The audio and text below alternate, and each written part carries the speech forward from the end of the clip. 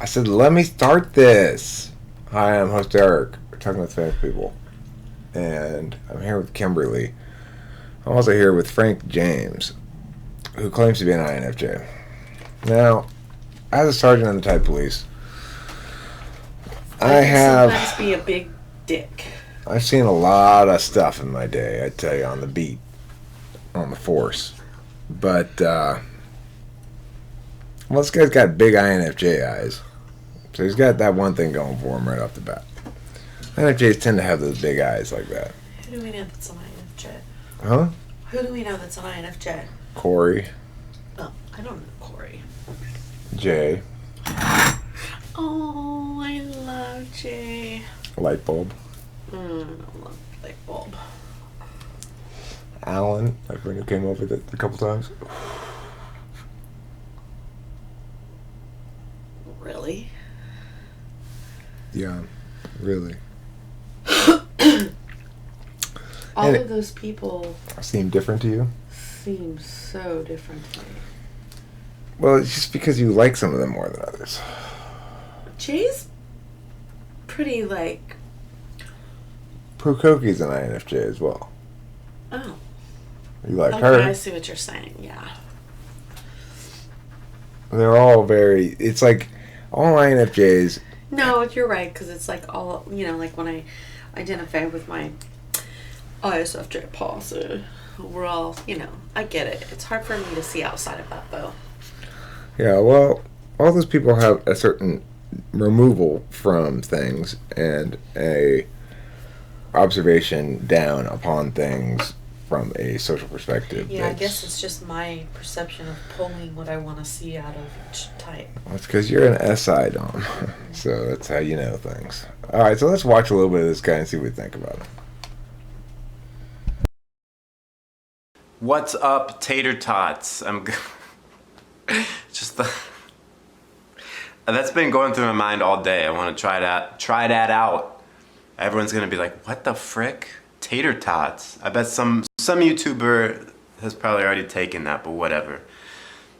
Yeah. So today I wanted to tell you about how I made my terrible toothache go away with just the power of my mind. So grab your overly expensive tea, your herbal tea, and gather around the campfire, and we're gonna talk about it. So last week I started to get this really bad pain around this tooth where I had a root canal years ago, and this tooth has been kind of bothering me on and off for a while. And it started to get progressively worse, and I was like, oh crap, this isn't going away, and it's getting worse, so I should probably see a dentist. And it was like this throbbing feeling. It's difficult to explain because it wasn't exactly an ache as such. It wasn't like that sharp kind of toothache pain, but it was this constant pressure, and it just... Okay, so right at the bat, he's telling a story from his personal life. He's describing SI experience and distinguishing between that and other kind of SI experience. So that's not necessarily inappropriate for a toothache story. The one would describe SI experience, but perhaps notable that he begins with the personal story.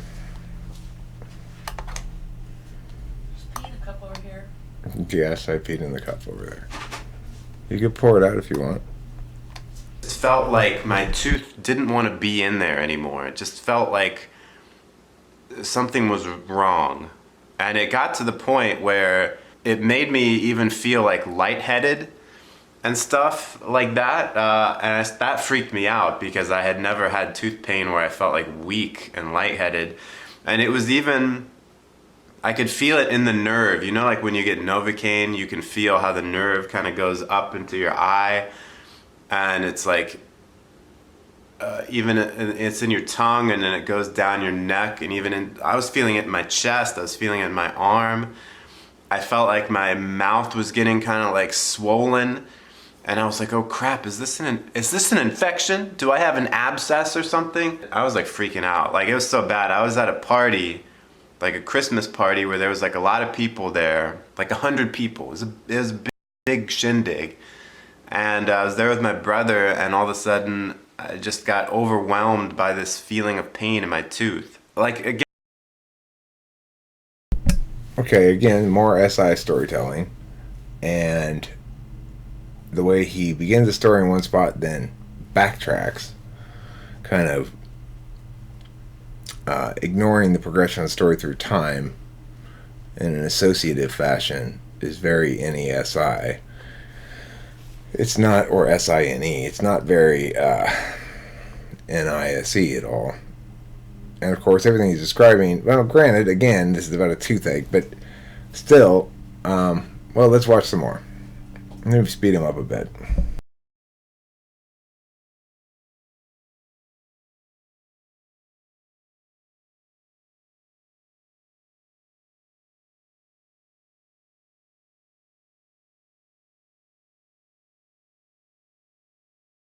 Again, it wasn't sharp pain, but I just felt like I was going to faint. It was this lightheaded feeling from all this pain.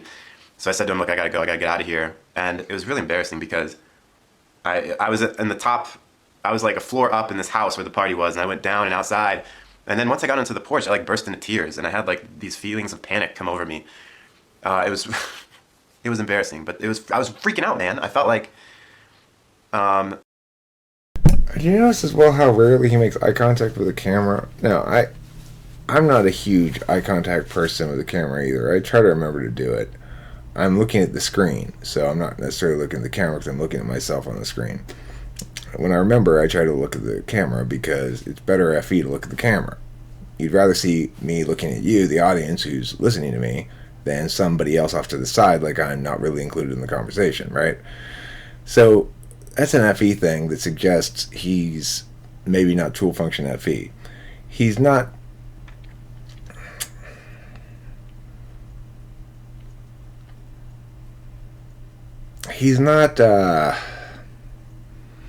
resonating as INFJ at the moment for me, but let's continue.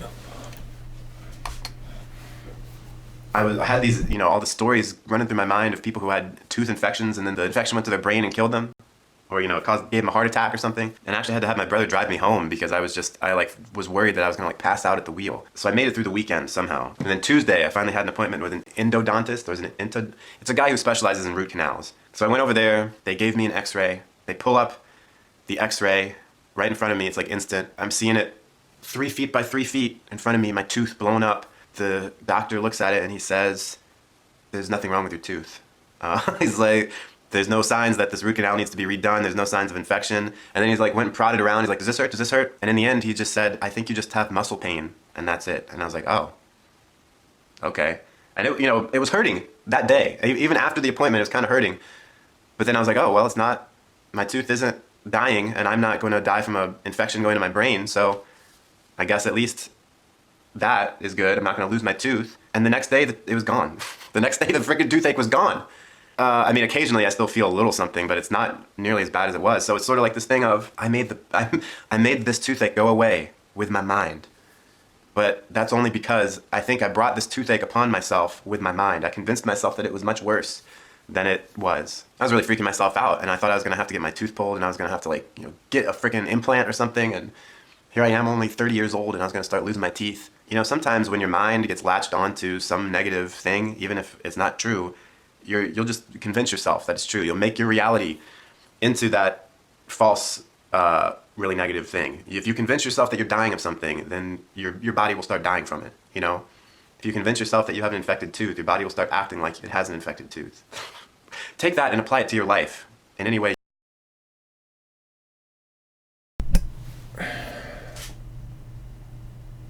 Okay, well, I'm not sure. Let's watch something else. Let me look at his channel a bit as well. 31,000 subscribers. Apparently, Pukoki used to date this person for a stretch.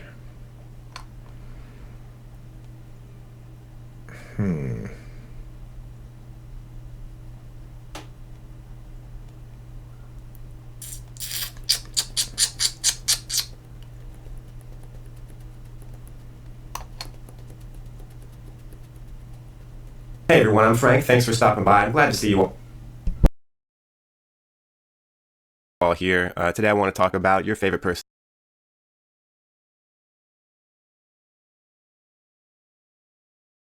personality type in mine, the INFJ. I was thinking how often INFJs are portrayed as like these great people who are like real empathetic and deep and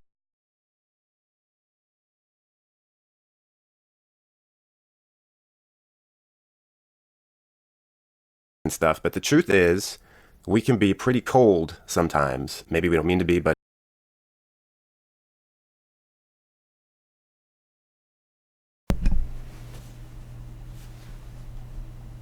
Sorry for the it comes across that way. So I just wanted to talk about where that comes from and why sometimes people might say to us, hey man, you're being really cold. You're being a cold heart B word. First, let me get this candle ready to be lit. We're going to be smelling today a red apple wreath, if I could read correctly. I put it right next to the crazy pills. They're not crazy pills, they're just Advil. So, shall we get started? So as an INFJ, you have the ability to absorb other people's emotions. And it's not, I say ability like it's something you can choose to do. You can't choose to do it. It just happens. You absorb other people's emotions. It's not through some kind of thought process, right? In INFP, you might think, oh, we're similar because it's just one letter off. They're also very good at knowing what someone else is feeling, but it's through a more intellectual process of being able to put themselves in another person's shoes and then figure out, oh, that's why this person feels this way, because I would feel that way if I went through what they were going through. It's different with INFJs. We just feel it. It has to do with being near someone. It's like if you're in a close proximity to someone, you will feel their emotions and there's nothing you can do about it. There ain't nothing you can do about it, as Diana Ross said in that song. So we're an emotional sponge. And sometimes it can feel like we are on the receiving end of the world's emotions. We're just like the dumping ground for everyone else's emotions. When someone senses that you get them, that you understand how they're feeling, they connect with you. People will just keep doing that, keep unloading on you when they sense this connection. And as an INFJ, we don't like to say no to people. We don't like to hurt people's feelings, you know? And so when we start to get people dumping on us, we just let them. We just listen. That's what we're good at. We're good at listening. And people can tell that. People are like, man, this person is really listening to me. I feel listened to. And they never stop. They just keep giving and giving and giving, and you have to keep absorbing.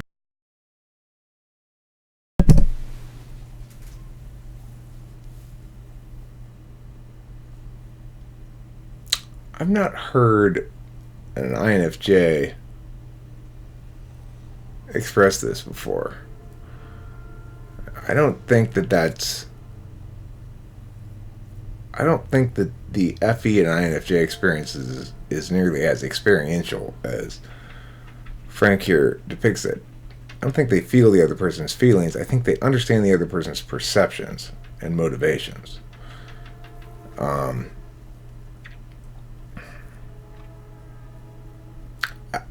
These are edited as well. I'd point this out. He's not talking like an INFJ. And the fact that he has to edit is more indication that he's utilizing a lot of NE. That's not necessarily conclusive, but it suggests that he's uncertainly singular about where he's going when he starts, which is why there's a need for editing. If I were to edit, I would probably have cleaner videos, but I'm particularly clean in general at freestyling stuff because of my experience in debate, where you've got to do that on the fly all the time. Have to demo speeches all the time, make points, stay on point, finish points, whatever. So I have some extra practice that makes it a little easier for me than perhaps other people who are NE DOMs. But regardless, I get a lot of NE from Homie. His description of FE sounds like an FI user's understanding of it, because INFPs certainly are very attentive to and feel other people's feelings. It's not an intellectual process for the INFP, it's an intellectual process for the INFJ. So, right now, Frank James, you should probably, if you have a lawyer, call one, because you're probably going to jail. Let's continue. absorbing all this emotion. And let's be honest, when people really need to connect with someone and unload on them, it's usually bad emotions. So we get overwhelmed with other people's negative emotions. Now, it can be good emotions too, but usually happens to INFJs. it doesn't happen very often unless you're dealing with like an enlightened kind of person where they corner you for an hour and talk about everything that they're very happy about and very thankful about. It doesn't really happen. Usually they're talking about, oh, my life sucks, this is why. And we just sit there and take it. Now, there is a part of this where after you keep receiving and all that, listening to people, it's easy to feel resentful. In your mind, you're like, I'm giving of myself.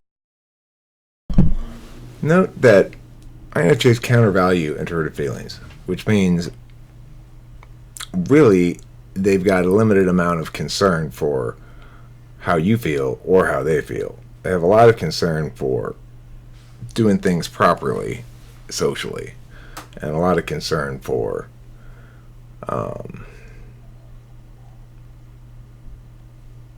fulfilling their goals on a perceptual level. So this guy keeps talking about like actually feeling things, you know.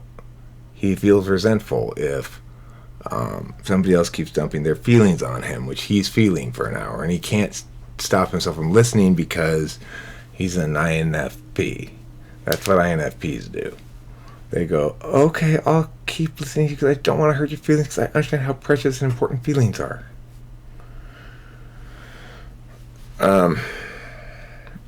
INFJs would extricate themselves from that. They're reading the other person for how to manage them, not for what they're feeling, per se. I just want to stuff between my teeth.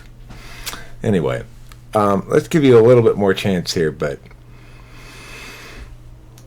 I think you're going to end up spending the night in the slammer, mister. What am I doing? This. All the time. I can't help it. I just have to give myself to people in this way where I'm feeling their emotions and empathizing with them, and they give nothing back. And that is very difficult. It's one of the hardest parts about having this personality type because it often makes us feel like the world is all take and no give. So then what happens? Now here's one thing about INFJs. You may have heard it referred to as the door slam, but it doesn't necessarily have to be extreme, like shutting people out of your life. So wrong. It's so wrong. It's like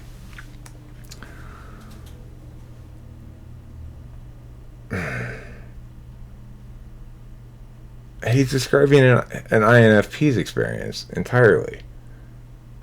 He's talking about feelings. He's talking about experiences. He's not. This is not an INFJ. Forever. It doesn't have to be that extreme. The door slam can manifest itself simply in you slamming the door to your room and saying, I need to be alone for a long time because I've given of myself so much that I need to recharge. And that's the thing about introverts. All introverts need to recharge from social interaction. But I think INFJs tend to let their battery go extremely low, critical battery level low, until you're totally burnt out. And I think... Let me share a story with an actual INFJ and I in exchange we had one time in the comments. I made a video. It was all FE. It was all like, you're my best friend. Talk straight to the thing. You're my favorite. You're my favorite viewer. I really, really like you. It was just like all like that. Just a bunch of like FE just slopped on for kicks. I don't know. And one of the commenters, Trenton from Kentucky, I think he's from Tennessee. He said, I can't help it. This is working on me, even though I know it's a joke, you know. And INFJ is like, see. And I did see. I got it. He was saying, this is the frustration of the INFJ. They're so successful at managing everybody's perceptions, getting everybody to like them, that they can't know what's responsive to what's real and what's responsive to their social engineering. That's an INFJ. This guy is not. Frank James, you're going to the slammer. You're going to the slammer, and you are probably going to get a long prison term because you really present yourself as an INFJ here and say a bunch of nonsense that's not consistent with INFJ and that's not actually appropriate and are spreading misinformation about the type.